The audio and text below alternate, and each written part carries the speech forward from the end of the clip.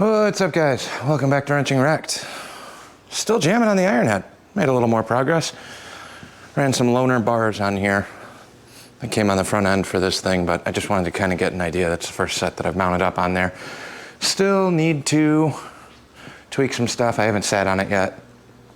I still got to modify the seat a little bit and just a little bit more cleanup and odds and ends, but the seat is roughly mounted. I just got to get a different bolt to run through the inside of the seat pan, and then we got to restaple that up. But that's pretty much it in terms of fab stuff. We got tail light on, seat bung welded in. So this is mounted, done. This is where it'll sit. It's nice having it tucked down on the frame like it's supposed to be. Looks all right through the bars. And now we kind of got to get into the structural bits. So the tank, the fender, the rear wheel, all of that have to come off one more time before final assembly. Oh, we got the brake stuff mocked up and mounted as well in the last video. I think that's where we left off. It's been about almost a week since I've had time to play with this. I have the brake light switch for the banjo style one in the mail, but I think what I'm going to do today is actually drain whatever's in the oil / primary if that bolt comes loose, and then we're going to pop the primary off. I need to find a clutch cable. I think I have one at the house garage, so I got to dig through some stuff over there. I think I got two when I was doing the last handful of XLHs XLH or XLCHs we were working on. So I should still have a clutch cable when the primary comes off, but I want to get the electric start conversion going.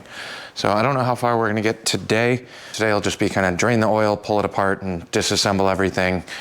Then I got to go through all of this stuff down here that I've been stashing and keeping tucked away. I ended up getting most of that from my buddy Dan. Thank you. And we can start laying this out. Like the starter's in and the starter solenoid is already installed, but it's mock-up installed for clearance to make sure it's all going to fit around the oil tank. And I didn't run into any issues there. It got a little tight down here. We might have to put a 90 off the oil bag line. And it looks like this was his drain for oil changes. Separate one there. But looks like the feed he had going was down here, which will be fine. That's just going to run down over to the oil pump. So let me throw you guys up on the tripod, grab a drill. Well, we'll drain the oil, grab a drill, pop the primary off, make a big old mess, because why not play with oily, messy parts when I'm actually wearing a not trashed pair of jeans?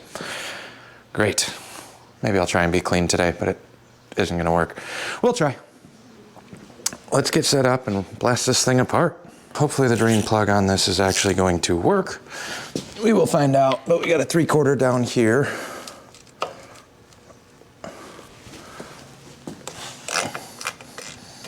Actually feels pretty good. A lot of the times on my own stuff, I usually never pull the drain plug. I just end up taking the whole primary out whenever I gotta do this, but most of the time I gotta go in and fix some stuff anyway, because these don't like moving. So I thought that one was okay. Apparently it is not. We're just free spinning in here. Neat.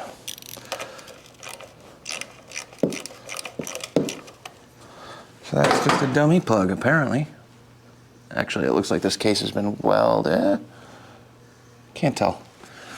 All right, second way. We'll address the case issue at a later date, but we can move on to the primary bit. So, just pop the little guy out first.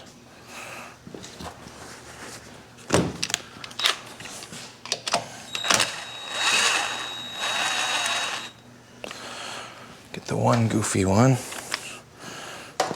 Then pop the rest of these out. Unfortunately, this is going to make a really big mess now.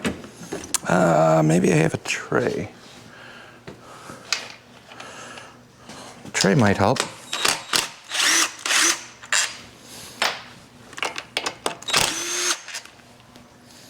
Maybe it won't. There are a bunch of different size bolts on a primary, so you might want to keep this organized or draw a quick little template to drop these in if you're new to it, or you're gonna end up kind of playing put it in, take it out, put it in, take it out over and over and over again. For me, I don't really care all that much. Done enough of them. But I do want you to be aware of that if you are doing this for the first time.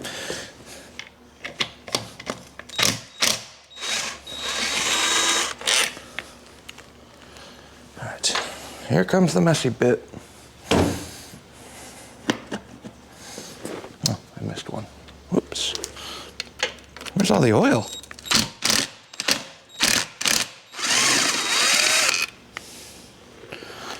This should be pouring oil. Maybe it's dry? There we go. Yeah, we're catching some of it in the backside. Really not that much in there today. Definitely did make a mess, but not as bad as I thought it would have been. Thought that was going to be way, way worse. It's always fun kind of getting into this. This primary's had a couple repairs too. This whole bit's all welded up. Does that show up on camera? Right there. Ooh, you got a ball floating. It's all right. I'm gonna let this sit over here. Throw that guy on the shelf. Now we get our first look at the innards of this thing.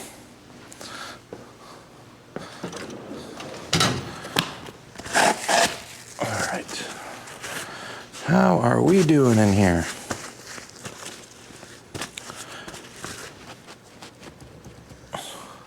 Doesn't look too bad. The trapdoor actually looks really clean and nice. Okay, well, time to start taking a primary apart. Pull this out so we don't lose it. And we need that, need this. Do I have, oh shit. Where is my ironhead tool? Maybe we can go gently and yank this apart the crude way. Sometimes you get lucky.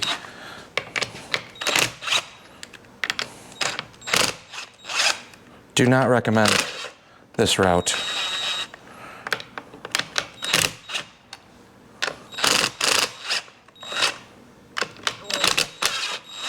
Works a little bit better for coming off than it does going on.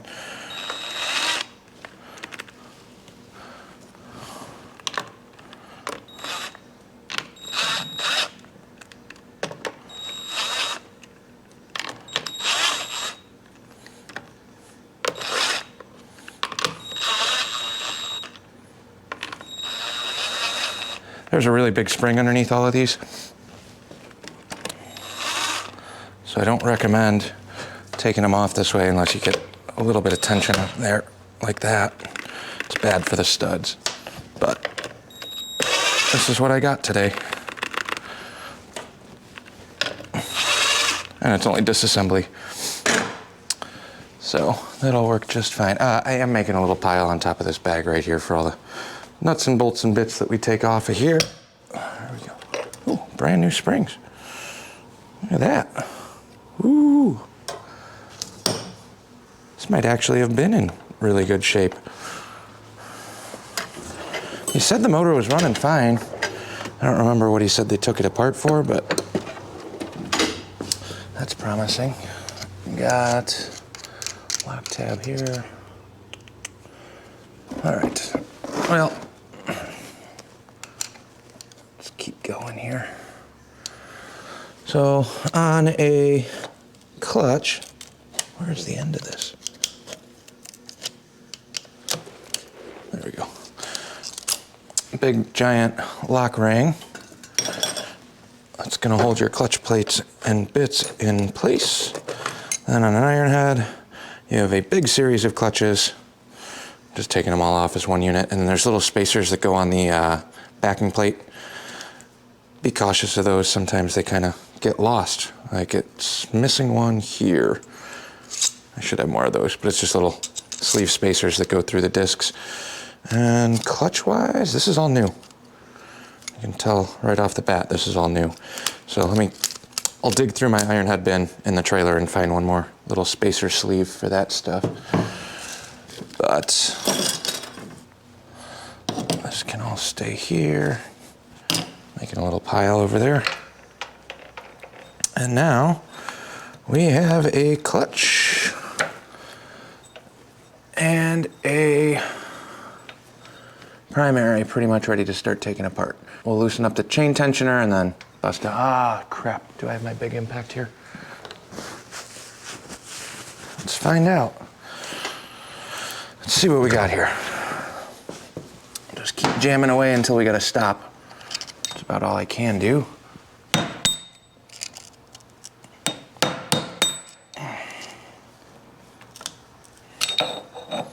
Made it a bit easier to pop this off before I pulled the clutch out. Less spinning.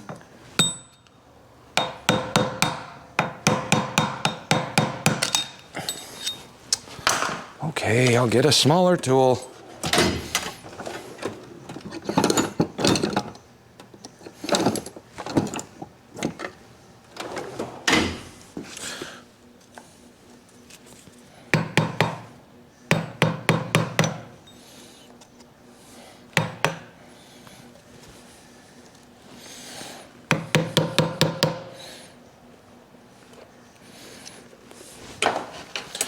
Just prying up the lock tab here.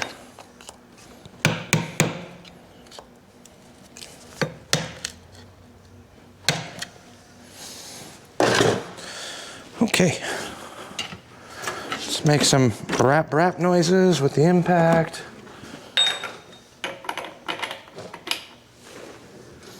There's one and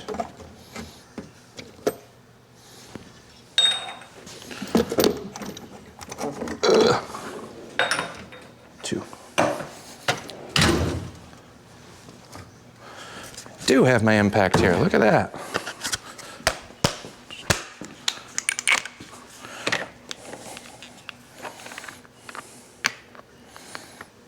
Maybe.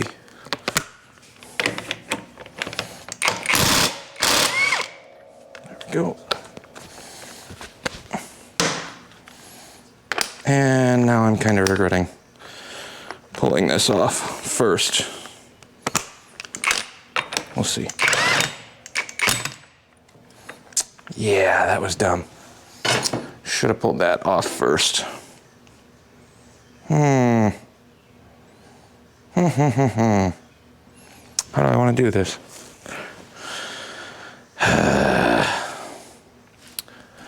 Take your clutch nut off before you pull your entire clutch assembly out, because now we got free spin McGee over here. Let me figure something else out. We'll be back.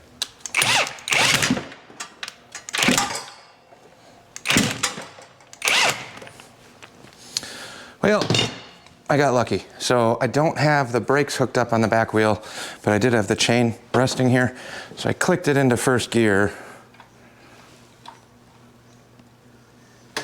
That's back to neutral. I clicked it into gear and then held the chain and the wheel with one hand and then hit that with the impact and managed to get that loose much quicker than I thought it would have. So that is good. We got that off. Our lock spacer can come off. This was also installed backwards on the nut. Oh, maybe not. Never mind.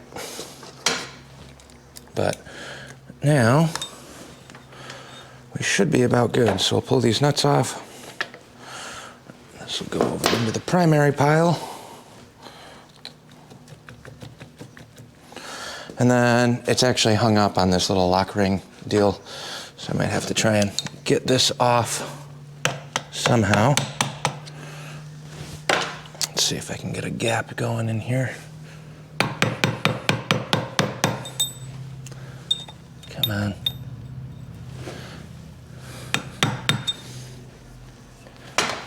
Sometimes you get lucky, sometimes you don't, but this is pretty much as far as we're gonna get today. I'll try and get this guy off and pull the primary, but I don't really feel like doing the whole swap thing today. This is part one. Might still be one video, we'll see. But now we gotta get this off of here. We are not going to be reusing this. So, however we can pound this around and get the lock ring off, it should be just fine.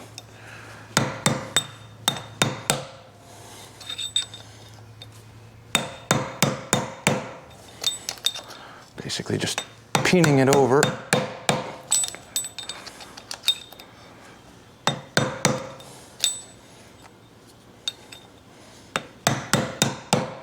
Lots and lots of times until it decides to let go. Come on, you. This one's way stuck in here. Oh, remember what I said about my nice jeans? Yep, there she goes. Remember that big oily mess that we just made? Where it spilled all over the bench and then I decided to pretend that it didn't? This is why you can't have nice things. Well, I can't. Maybe you guys can. There we go. So that pretty much took all of tacoing that a couple different directions. This happens a lot, but the little teeth that go over the main shaft basically chew themselves up in there. So that happens sometimes, so be aware of that. I always try to replace those when I can. Let me see what I can do to clean up some of this oil here.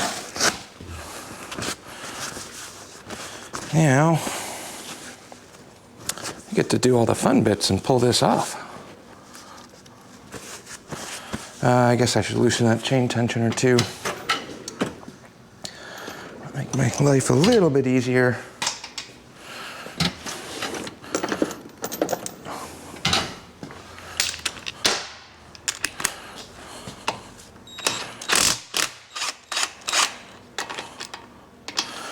I don't think I'll be taking that one all the way off yet. It's not hard to do, but I don't think I have to yet. We'll see how much room we have. Do I have enough there? No. We'll just pull the whole thing out. Just kidding. We are taking that apart. I wasn't sure if I'd have enough room to get that around the chain itself.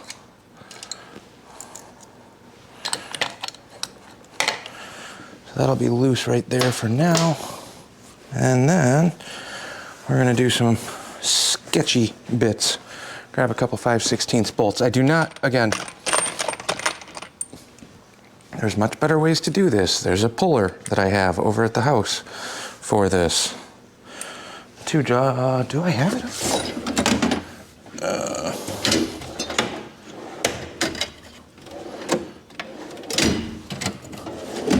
Nope.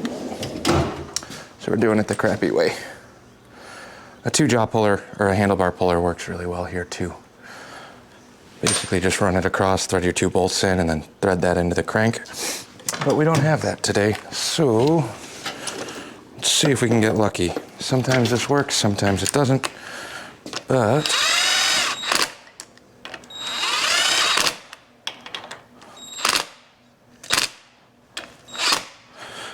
this tends to leave little dimples in the crankcase if it's on there real tight. This one's not, so that actually worked out pretty well on the front one.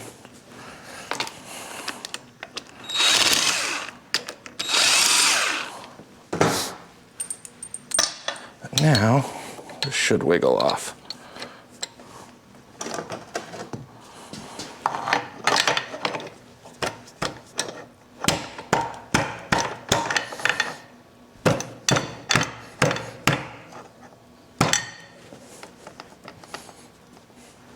It's close. You're right there.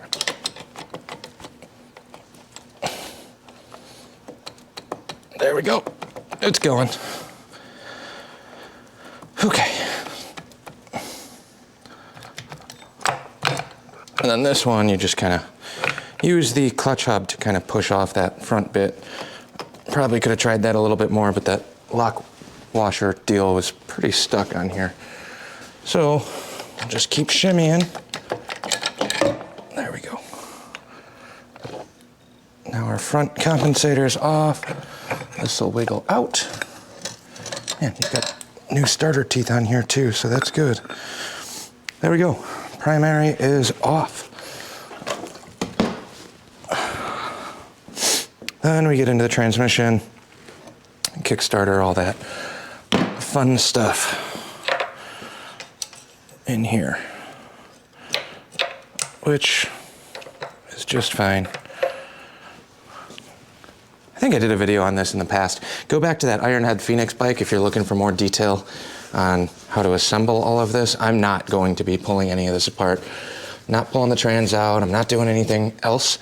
All of this had to come off just so we can swap out that clutch basket. So this is a kickstart only clutch basket. Notice you got your rows of teeth and then a smooth back, whereas the one that's going to go in has this big ring on the back. That is your starter ring. So essentially, we're going to soak this in oil too before it actually gets installed, but this will slide on here in place of the other one, just like that. I know it looks a little bit surface crusty and whatnot, but that'll be fine. It's going to be on the primary chain and whatnot anyway, so this is our replacement for that one. And hopefully, I need to double check on the primary that we have the starter. Yeah, we do. The needle bearings for the starter bits. Pretty much if it's got that hump, I think they were all pretty much cast that way, whether or not the bearing's in there, but that does have the bearings. So basically, all we've done now is, this is the electric start block off plate that goes on the other side of the case up where I have the starter housing installed. This goes there to block off the hole for your electric starter. So if you do want to do a conversion, there are a good amount of parts. You need a clutch basket with a starter ring, or you got to weld a starter ring onto your clutch basket. You also need, ooh, actually, this might not, take a look here.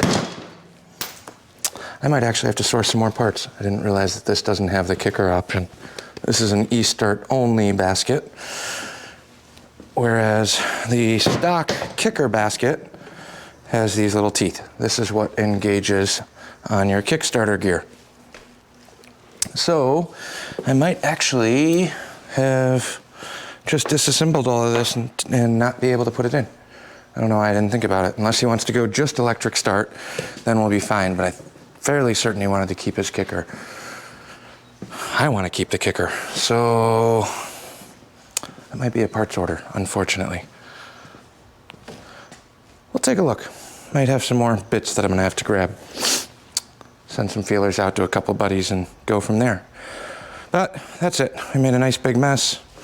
Got oil on my brand new pants. That's where we'll stop for now. We'll be back tomorrow. Catch you on the next one.